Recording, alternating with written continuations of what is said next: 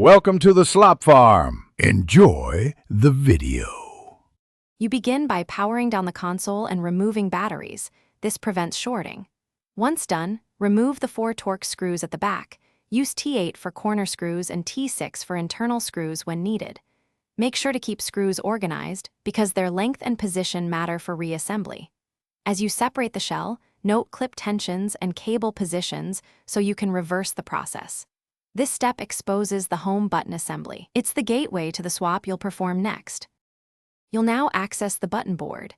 Lift the tiny ribbon latch and slide the cable free, gently because the connector is fragile. Next, unscrew or pry out the home button module. Keep springs and spacers in order. Install the new button, aligning the LED ring or magnet so the guide tabs seat flush. Misalignment causes intermittent presses. Reinsert the ribbon and lock the latch. Then do a quick continuity check or simple button press to confirm mechanical travel before closing the shell. You reassemble by reversing steps.